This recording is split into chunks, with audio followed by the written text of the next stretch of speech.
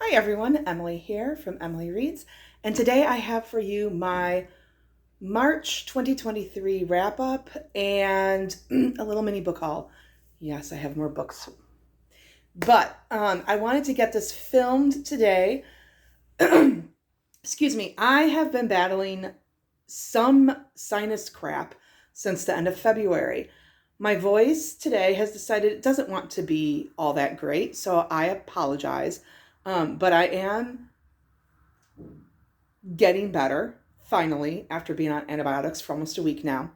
But we're also anticipating some severe storms tonight with the potential for some severe tornadoes, which has me terrified. I can do blizzards, I can do snow, I could do thunderstorms. I cannot do tornadoes. So I'm hoping that filming will keep my mind off things. I've got a couple of books after filming to keep me preoccupied, but just the unpredictability of tornadoes scares me.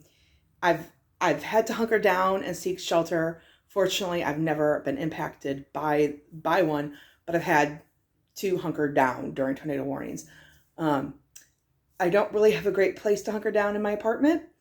I hunker down at the base of my stairs because I don't really have a place that's not near a window or upstairs. So like the base of my stairs is the best. I do have a storage closet underneath my stairs, um, but it's full of like all my Christmas decorations and kitchen stuff because I have zero kitchen storage. So yeah. So fingers crossed that I come through unscathed. If I do, you'll see me filming tomorrow because I plan on doing like a quarterly update, a trip through my reading journal and my planner. But without further ado, let's talk about March and how March went down.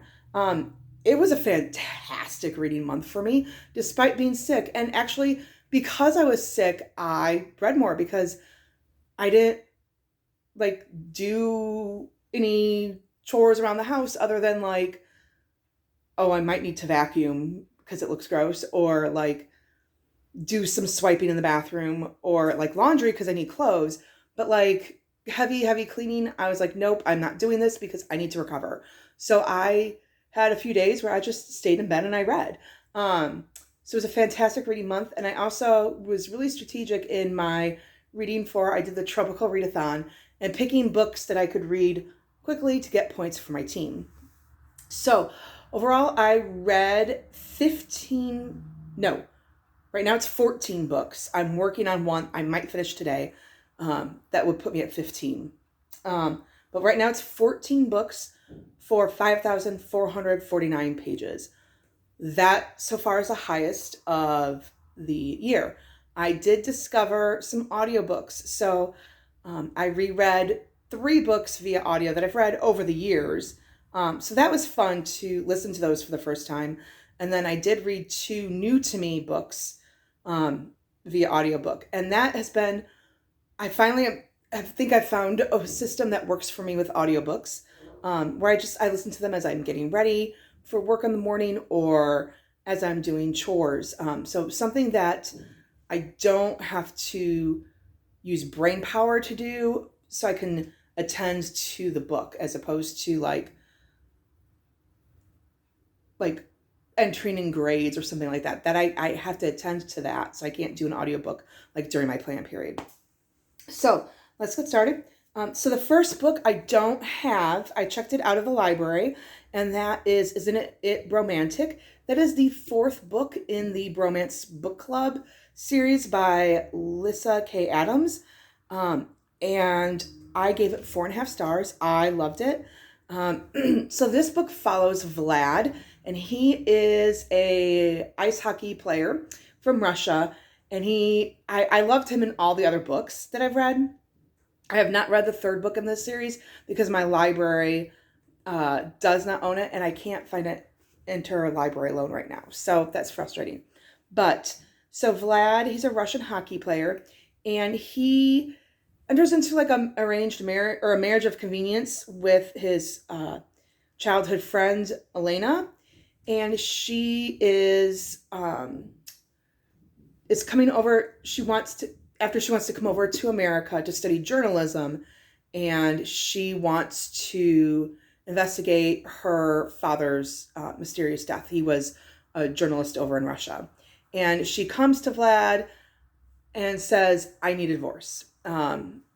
She decides to divorce him. But 6 months after that fact, he suffers an injury on the ice, and he needs someone to stay with him and take care of him. So she moves back to town, and he lives in Nashville. She's in Chicago studying at Northwestern. She moves back to town, and she helps take care of him. And he's always loved her, but has never told her that. So I I did love that part. And I did love their relationship. It was sweet. I love Vlad. So it was wonderful to see him get his own romance. The only problem that I did not like the, like, excuse me, I'm sorry, the investigation into, like, her dad's mysterious death. I thought that that could have been done away with. The next book I read was Keeper of Lost Cities by Shannon Messenger. This is the first book in the Keeper of the Lost Cities series. It's a middle grade series, and I read this so I could say I participated in middle grade March. I gave this 3.5 stars. Here's why. I really enjoyed it.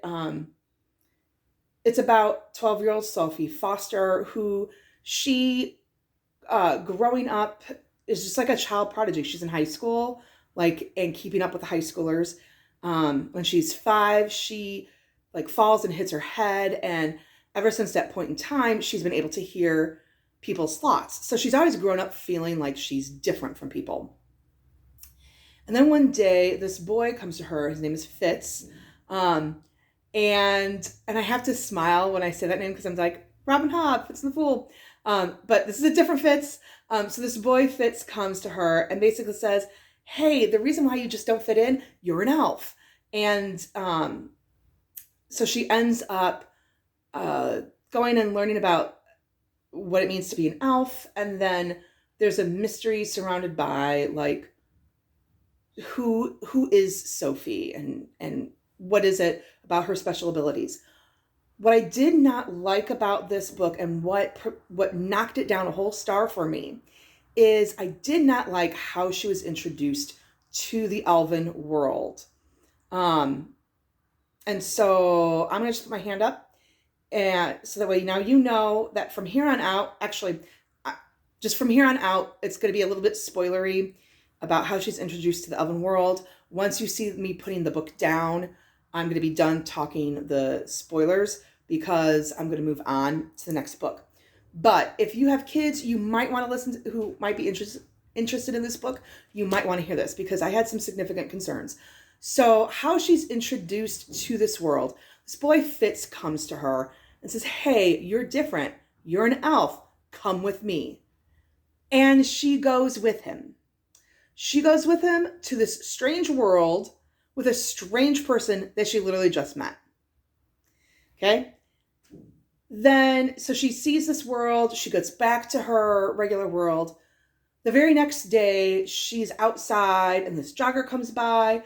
He looks like and she even comments he's sketchy and oh my gosh, she might kidnap her. And then she meets Fitz again. And he says, come with me to the elven world. So she goes with him to the elven world. And actually it's going to get more spoilery. So for sure, if you don't want to know all of the details, stop listening. But if you have kids, you might want to hear this. So she goes with him to the elven world and she meets his parents. And then they take her to another location. Okay, the lost city of Atlantis. They take her there. And she learns that Fitz was tasked with finding her and bringing her to the elven world. In addition, she's then told, hey, you can't return to your parents because you need to learn what it means to be an elf. And there's a big mystery surrounding about who you are and your place in this world. And you can't go back and say goodbye to your parent. Or no, she does get to say goodbye to her parents. But her parents, they're going to lose all of the memories of her. They can't know where she's going. They're going to lose all the memories of her. The problem that I had with this, yes, she knows that she's different. the problem that I had with this was, for me, as I'm reading this, I'm like, oh my God, these are all like red flags for sex trafficking, for a kid being taken for sex trafficking. And that's a problem that I had. So I think, like, if you're gonna have your kid read this, like, I would want to sit down with my kid. Like, if I had kids, I'd sit down with my kid and say, look, you will you will not go with someone that you've just met to another location. And then you're not gonna let them take you to somewhere else. Like, I need to know who you're meeting. Like, if you're going somewhere with them, like, I need to know who you're going with. And I need to know who they are. That's the problem that I had with this book, is it just reminded me of all these red danger flags for human trafficking. And that was enough for me to knock it down a star, because this is a book that middle graders are reading, and I want them to stay safe, and I want them to be safe. Once she's in the elven world, I enjoyed the story. It was just how that introduction was done that was really problematic for me. All right, no more spoiler talk. The next book I read was The Trials of Apollo, which The Dark Prophecy is the name of the title. The series is Trials of Apollo by Rick Riordan. This is the second book, and I really enjoyed it. It was set in Indianapolis, so that was kind of fun. Not that I'm familiar with Indianapolis, but like, I've been there like a couple of times, but usually it's been like in a convention center. But it was kind of fun to be like, oh, it's set in the state right next door to me, in a town that I've been to. So that made it kind of fun. In this one, it was kind of fun to see how Apollo's past has kind of caught up to him, and how some of that is now affecting what he's trying to do in getting these oracles, and the consequences of it. And it was just fun to read his snark. I'm not going to go too much into this story. One, because I read so much, I'm like, ooh, did I read too fast? Am I really retaining what I'm reading? But again, this was a book that I read when I was sick. I was sick, and I was pretty sick, so I needed something lighter to read. The next book I read was The Alloy of Law by Brandon Sanderson. This is book 1 in Mistborn Era 2. And I gave this 4 stars.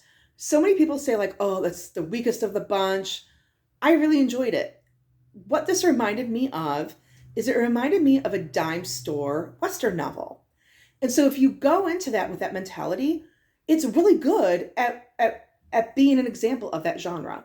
It's a dime store Western novel with magic. And so I really appreciated that. I appreciated the snark between Wax and Wayne. I really loved, oh gosh, what is her name? The girl. Crap. Let me see if I can find her name. She's blushing. Come on. Can we have a name?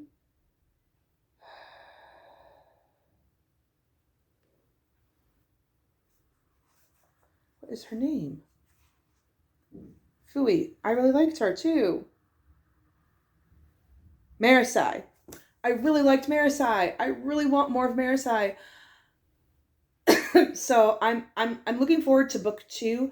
I plan on reading it in April. And I also, there was something that popped up that I was like, I was not expecting that. So that's what I appreciated. That it kept me guessing. The next book I read was Amari and the Night Brothers by B.B. Alston. This is the first book in another middle grade fantasy series, and this worked so much better for me than Keeper of the Lost Cities. I gave this 5 stars. It was wonderful. It had all of the classic elements, all of the classic middle grade fantasy tropes, and it just worked for me.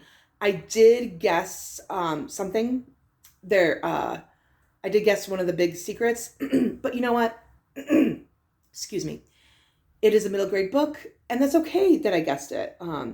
I enjoyed it so much.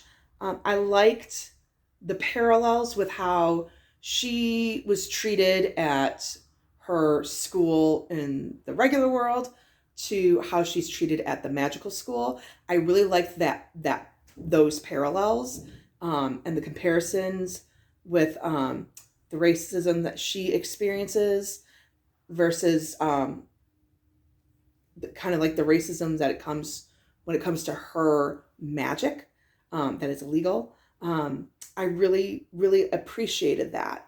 And I'm looking forward to reading Amari and the Great Game. The next book I read is The Stranger by Albert Camus. And I read this for my Read Around the World challenge. And this was Albert Camus is from Algeria. Excuse me, I need a drink. And so this is about a man, like, it's a seemingly pointless book. And for that, then, it's quite successful because Albert Camus in this book is very nihilistic. Like, he's writing from the nihilism perspective. So if you're looking at, like, are you successful at what you're trying to make? Like, are you successful at the point that you're trying to make? It was a successful book. It's nihilistic, and it was a pointless book. So for that reason, I gave it 3.5 stars because it is a perfect example of nihilism. However, I just did not like it. So our main character, Aman, it starts off with his mom dies. And he goes to his mom's funeral. And so the first part is all about his mom dying, him going to the funeral, him dealing with that, and then coming back and this relationship with this girl and his neighbors, and he gets caught up in this mess with his neighbor. And then the second half is fallout from the mess that he gets caught up with his neighbor. And I mean, it's a nice short book. So that's what made it nice. But I'm glad I read it. Again, it was, he won, I think he won the Nobel. Yeah. So Camus won the Nobel Prize for Literature. So I'm glad I read it, because this is a prime example of his work. I'm glad I read it because, again, it was good to get a different perspective. It was a prime example of nihilism, so I can appreciate it for what it is. It wasn't like, yes, I love this book. The next thing that I read wasn't actually the whole book, but I did read stories from Arcanum Unbounded. So I read, what did I read? I read The 11th Metal, which is Kelsier's backstory and like his origin story and how he learns to become a Mistborn. And then I also read The Emperor's Soul, which there's so many people who love The Emperor's Soul more than Elantris. I am the opposite. I liked Elantris better than The Emperor's Soul. And I think in part because I really did enjoy the themes that were developed in Elantris. Like, I really liked, first of all, the women's agency theme. And I also really liked Sanderson's discussion on what is the role of religion and politics that's a major theme in Elantris. And I really liked that theme, and I liked how he handled it. This one, Emperor's Soul, it was okay. I wanted more, and like it's a novella, so I'm not going to get more. I do have one more story that I need to read in here before I can read Shadows of Self. I can't remember what that is. I can't remember what it is. So I need to read that, and then I can read Shadows of Self. All right, the next book I read was My Oxford Year. And actually, this is one that I listened to. I don't have a copy of it. But My Oxford Years by Julie Whelan. A weird thing about this book is that it was actually a screenplay first for a movie, and then the author wrote the book. The author also narrates the audiobook. The movie obviously has not come out. I think they were going to make the movie back in 2018. So it hasn't come out. I don't think it ever will. But this book, they say like if you like Jojo Moyes and Nicholas Sparks that you'll like this. I gave it 4.5 stars. So Ella goes off to Oxford and she's on a Rhodes Scholarship. So she was a political science major in college. She's now on a Rhodes Scholarship studying at Oxford, and she gets a job to help with a campaign for a female who is running for president of the United States. So she does that while she's also studying at Oxford, and while there, she meets a man who's her teacher's assistant. His name is Jamie, and they meet and they fall in love. Now in Oxford, that is okay, apparently, I guess, that you can, like TAs and students, they can date. There aren't any rules against that. But he's kind of got this secret, and she also is very driven to follow her career path. I really enjoyed it, and I do recommend it. The next book I read was Trickster's Choice by Tamora Pierce. This was a reread for me. I read this years and years ago. And I've only read it like once, maybe twice. And so I'm not as familiar with this story as I am with her other Tortall legend stories. But this follows Allie, who is George and Elena's daughter. And she wants to make her name in the world. She wants to be a spy, and her parents are protective of that and say nope, because it's too dangerous for you. And she ends up saying, like, basically taking off, like trying to make her way in the world, and she ends up finding herself captured and sold as a slave. And she makes a bargain with the trickster god that she needs to be able to protect the two eldest daughters of the family that she is in service to. And if she can protect them through the summer, then the trickster god will free her back to her family. So you do get some of the characters that are in the other books, but they're very, very minor, like cameo appearances, because more her and her story. Yeah, I'm looking forward to reading the next book. The next book that I read was The Gamble, and I listened to this. This was a reread of, and this is by Lavril Spencer. It's a romance. It's historical, and I've read this several times since like high school. So I'm very familiar with the story, and I gave it. I'm looking at my rating. I'm like, I gave that 5 stars. I don't think I would rate it as high. Like looking at that, I think I would knock it down to 4.5, maybe 4 stars. Here's why. I love the romance between Agatha and Scott, and the found family that they develop. So Agatha Downing, she is a spinster. She's in her 30s. She also has a limp. So she suffered an injury when she was a child. She and it damaged her hip, and so now she has a limp from that. We're in Kansas, post-Civil War, 15 years from the Civil War. Scott Gandy, he grew up in Mississippi on a plantation. He fought in the Civil War, and now he's out in Kansas, and he is a saloon owner.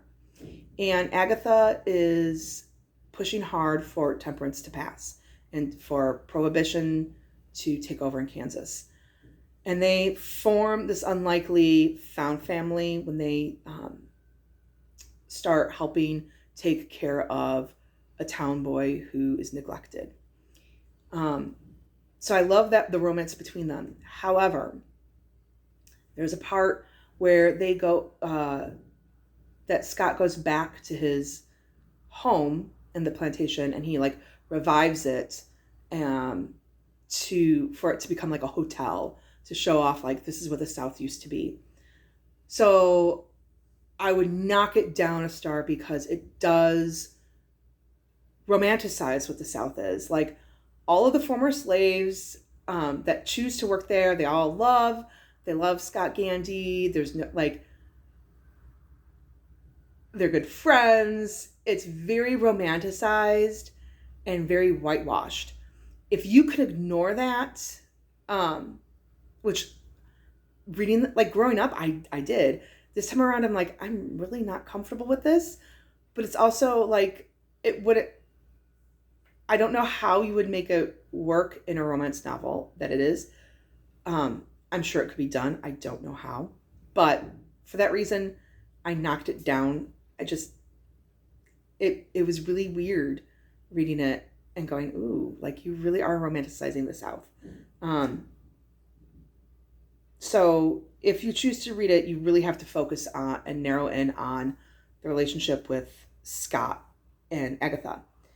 The next book I read was another listen to, and that's The Endearment by Laverell Spencer.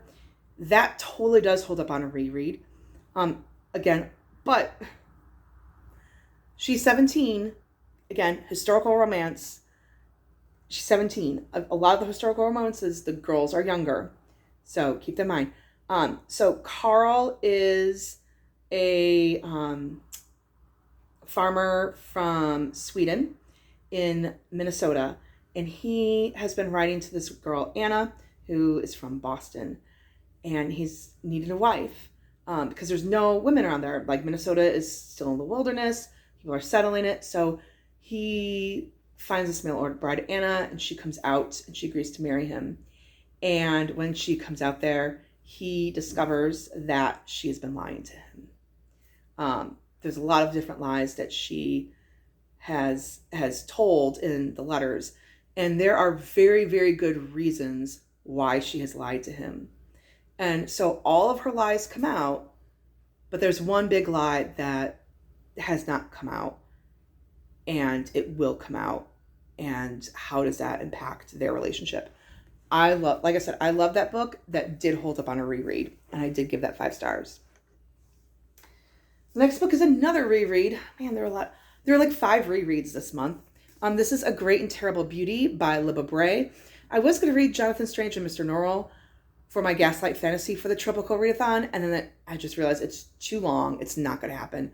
And I was struggling getting into it. My brain just was not there. So I did read this, and I gave it 3 stars.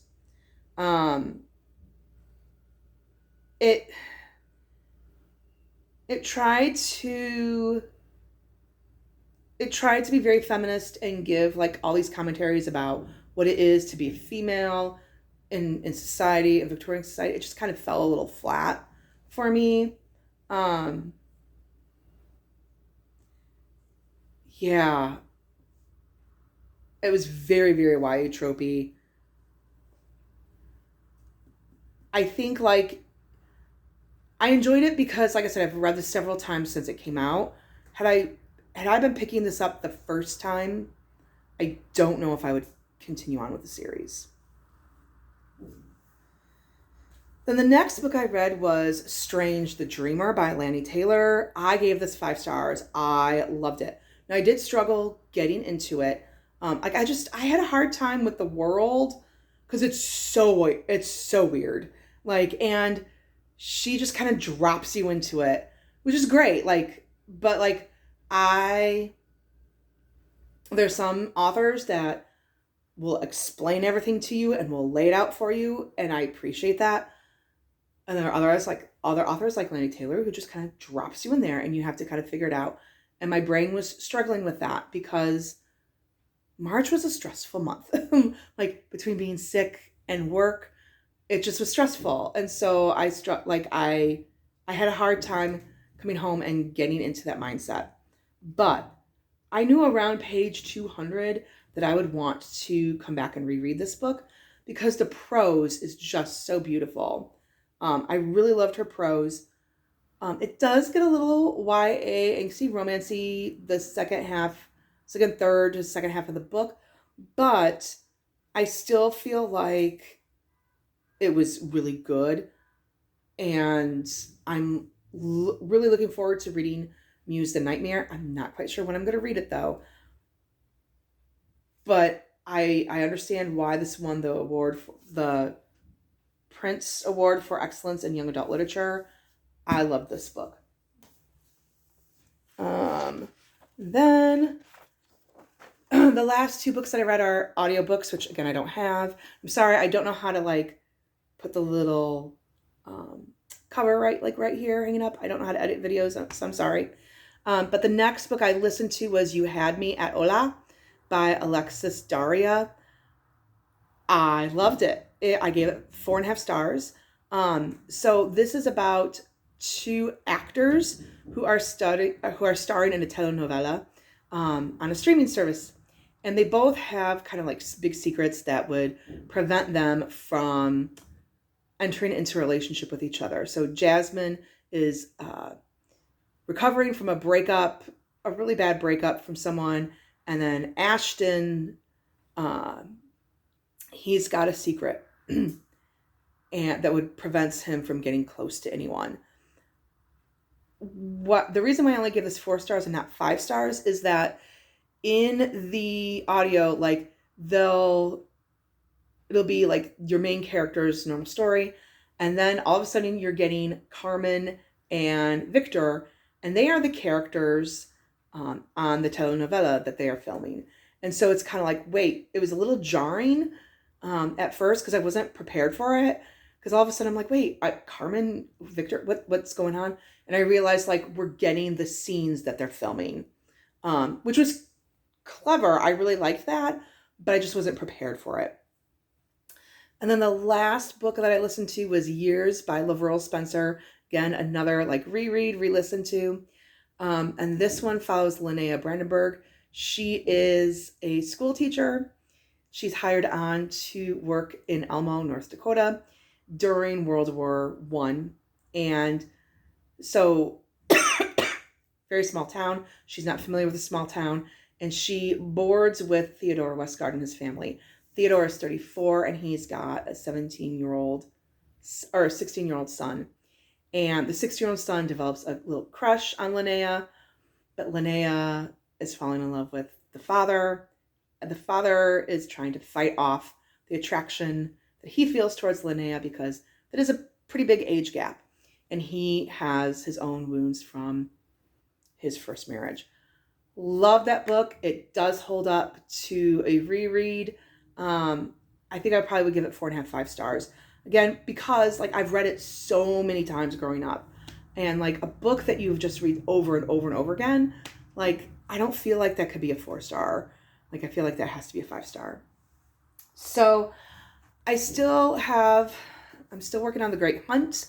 I'm halfway through. I don't know when I'm going to finish it because there's 1 day left in March, and then I've got Keymark, which I can't use any books that have already started for Keymark. So I'm gonna have to put this aside once tomorrow starts. So I don't know. I'm also working on The Friend Zone. I'm on page 94. I might finish this today. We'll see. But I also want to show like a little mini haul. Sorry, this video is getting longer. I wasn't gonna buy any books, but I had reasons. So first of all, I discovered there's a bookstore in town called Bob's Bay Books. I've been living here for 7 years. I did not know that this bookstore existed because it's clear on the other side of town. And so I don't really go over there. And one of my friends was like, hey, there's an independent bookstore that I'm doing artwork for their bookmark in November. I'm like, what? What bookstore are you talking about? So they sell used and new books. And they have a virtual storefront on Facebook that you can be a part of. And they advertised this book, Halloween by Agatha Christie. Halloween Party by Agatha Christie. It's a Hercule Poirot novel. And so I was like, ooh, I want that book. So I put a hold on it. And so I went into the store and picked it up. And I got this because I want to do like a themey read in October. Like I see so many people do that and I'm like, that's clever, but I don't like horror. Um, but mysteries will work for me and it's Halloween. So let me grab this. And I do want to read more Agatha Christie. And they gave me a bookmark. So if you can see in there, there's a robot, that's their logo. But every month they feature a different artist that designs the bookmark. And I got another bookmark for Homecoming by Kate Morton, which I'm getting April 4th. And then also, just so you're aware, and I didn't know this, that on Saturday, April 29th is Independent Bookstore Day. So if you have an independent bookstore in town nearby, like go shop there on April 29th and support them. I did get some more books there. I goofed and did a duplicate buy and got The Serpent's Shadow and I got The Throne of Fire. I think this one was the duplicate shadow. This is book 2 and 3 in the Kane Chronicles by Rick Riordan, but they were $5 each for hardcovers that look brand new. I was like, okay, sold. And then I bought The Girl in the Tower, which, like, it looks brand new, folks. Like, brand new. And I got it for $3. So I couldn't resist. I still have not read The Girl in the Tower. I haven't read any of the books by her yet, so I need to. And then last but not least, it came. My Tress box came. I did already open it. I can't do a full-on unboxing because I did where it's like, oh my gosh, look how great it is. 1, because I've already seen people's unboxings, but 2, I already opened it because that's how the book came to me. So I wanted to check to make sure that everything was undamaged. And it is. I have my little Dragonsteel postcard with the spoiler stuff. I have my Vin pin. I'm going to have to get like something. Oh, haha, she's upside down. My Vin pin. My Tress sticker. My Hoyd large bookmark,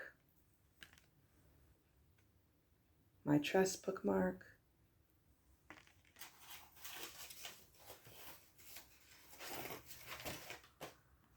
and my book. Now, it's still in the plastic. I haven't opened it yet because, like, I want to wash my hands before I open it. Like, I'm weird that way because it is such a pretty book. Like, I will be reading from this book because I like hard books, or I like physical copy books. I had a hard time trying to read the ebook that I got with it because I don't have a Kindle. I just have the app and I couldn't figure out how to navigate between the download and stuff. I know technology does not work well for me. But I don't know when I'm going to read this book. There's a part of me that's like, work your way through the Cosmere, then read it. So I want to read it. I want to be part of the conversations. I just don't know where it's going to fit in on my TBR this month. But, all right, well, that's it, folks. Thank you for this longer video, or thank you for sticking with me through this longer video. What you see is what you get. I don't edit, so thank you for putting up with my pauses and my misstumbles. Please like and subscribe. Let me know in the comments below, what are you reading? Have you read any of the books that I read this month? What are your thoughts? And stay safe. If you're under a severe threat today, I hope that you are safe and sound. And maybe I'll see you tomorrow. Bye.